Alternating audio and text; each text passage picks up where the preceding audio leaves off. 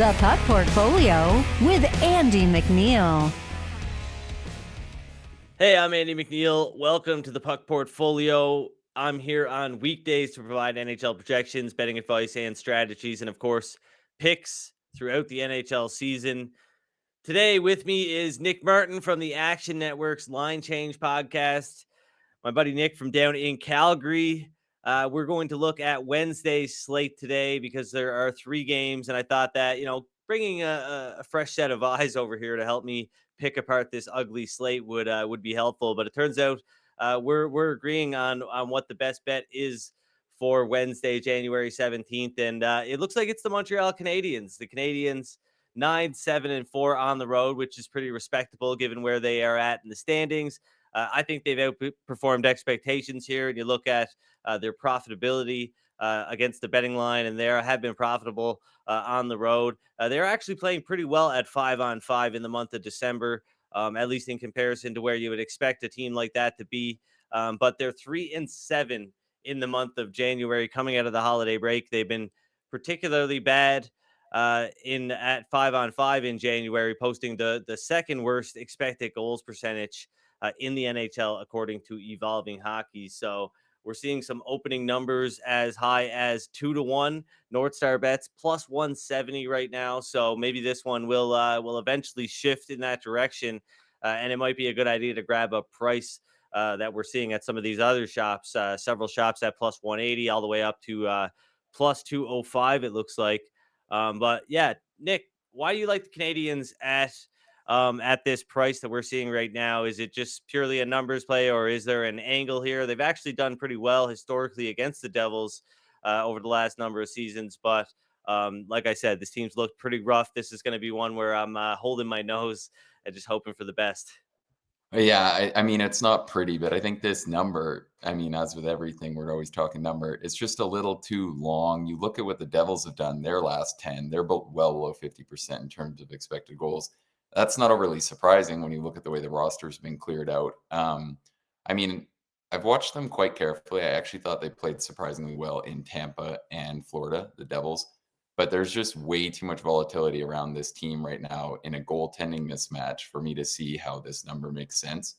I think the Habs are capable of defending more or less slightly better than I think kind of the analytics suggest. I don't know if the private models still view them as slightly better than that, but I do think that they allow less shots or less passes through the box than most teams. And when they're really on, they like to play so safe and keep 5 bodies behind the puck, which I think they give up less pressured shots and less clear breakdowns than other teams. So I'm not trying to sell you that Montreal is a legitimately good team. If anything, I think you might have maybe thought they were slightly better than I do. But when you just look at this number, for me, when we're talking about the Devils goaltending, the Devils shorthanded roster, I didn't see it. It feels like Montreal's got the avenues to make this game much more competitive than this number suggests. So in complete agreement with you here. I thought this was a great bet. I think that Montreal's going to make this game competitive. And if not, like, Nico Dawes has been better for the Devils in a small sample, but he's not he's not an overly great starter, right? Like, that is a huge avenue for this kind of a price to fall apart for the Devils. They've lost some games like this too. I think that sometimes the way they want to push for offense and possess the puck can cause some problems. I think Montreal can kind of expose that. So for me, there's too many question marks here around the Devils right now, and this number is it's really long. Yeah, it's interesting with the Devils' injury situation. A lot of the players outside of Dougie Hamilton are eligible to return at this point, but really we haven't heard from any of them. Haven't seen any of them skating. Andre Palat, Jack Hughes still out. Timo Meyer still out. So yeah, this Devils lineup very depleted. I said on Monday's show, just how this is, and it really could be an all-star game lineup, right? Like what they have out of their current roster right now. But as far as Nico Dawes is concerned, if you watch the NHL, you see it time and time again. These goalies emerge all the time, and I mean, I don't really ever get excited over anything like that. So it'll take a bigger sample size before that scares me away from a play like this. The Montreal Canadiens. Hopefully, we get Samuel Montembeault in the goal. Although Jake Allen was great against the Colorado Avalanche on Monday in that big 4-3 regulation win. They've got 5 regulation wins on the road, 9 wins in 20 road games, as I said earlier, but 5 regulation wins. So Montreal is capable of getting it done away from home, and hopefully they can get that job done, locking the Canadians in here for 3/4 of a unit at 2-1. I think it's a strong play, and so does Nick. Do you want to talk about anything else on Wednesday? Like I said, it's a pretty ugly slate. The Detroit Red Wings are up against the Florida Panthers. Should be a great game, but a little less star power now that we know Patrick Kane is going to be out for a couple of games. The Chicago Blackhawks and the Buffalo Sabres, that's an ugly one. The Blackhawks will be on the second half of back-to-back after taking on the Sharks here on Tuesday. Anything you like in either of those games, Nick? Yeah, I'm close on the Hawks around plus Well, 230. It's so ugly, but it is the Sabres. I mean, it come on. is the Sabres. We've Eh, seen this so many times this year where they get a couple of these favorable wins over not Yeah. such good teams, and everyone starts to think they might become the team we saw last year. And I just think there hasn't been a compelling sample at any point that suggests they're actually fully turning the corner. They got to take advantage of the Sharks, who were facing a nightmare travel schedule on Monday.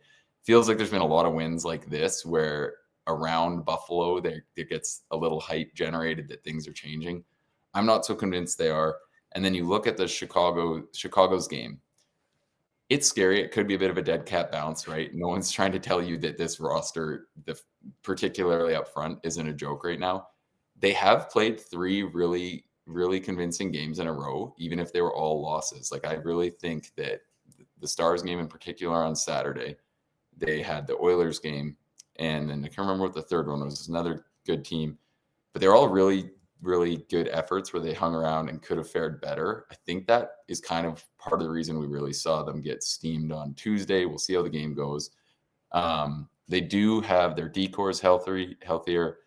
Korchinski's back. He's playing good. Alex Vlasic's playing quite well. Seth Jones is back in the mix. I don't think he's the best defender in the world, but he's clearly an NHL body above what they had been playing.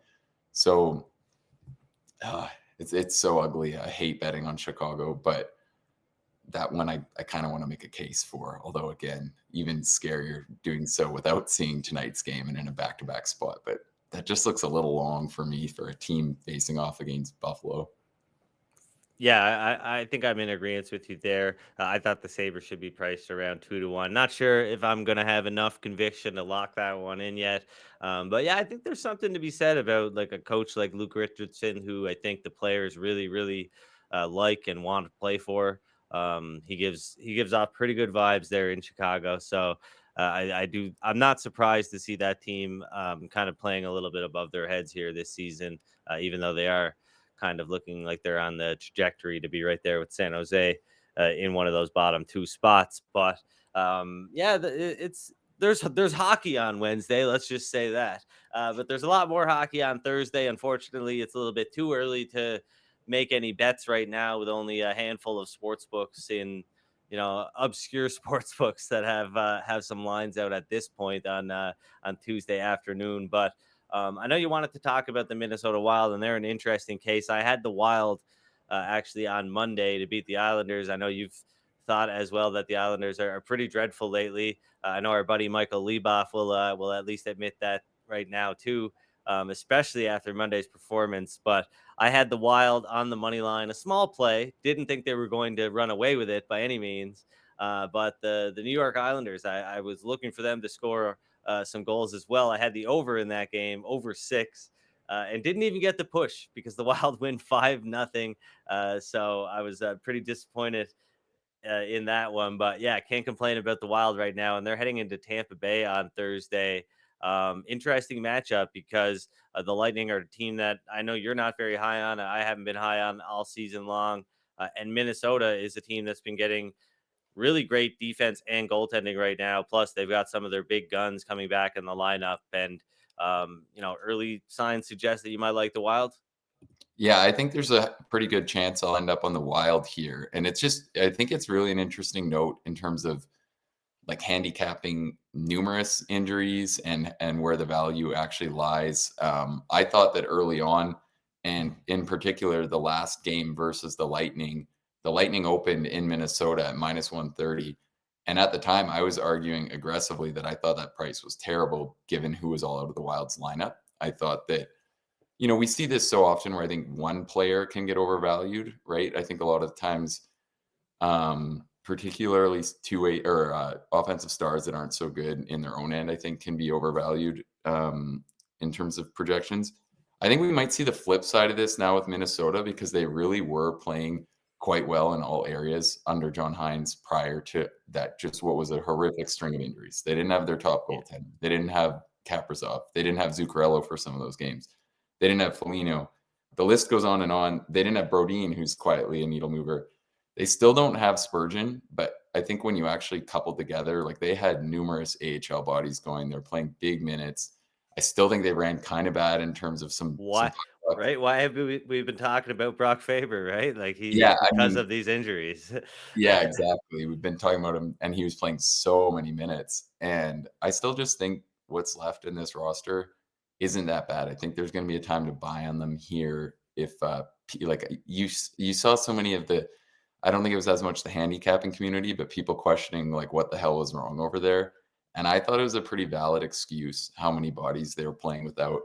And I thought that excuse looked particularly reasonable just because they were dominating teams right before all those guys went down. Like really right before that weekend back to Yeah. back with the Jets, they had been turning it on. And I know early on, I think they had some really tough puck luck too, which was kind of, I think John Hines actually came in at a good time. Like this was a team that got 100 points year after year.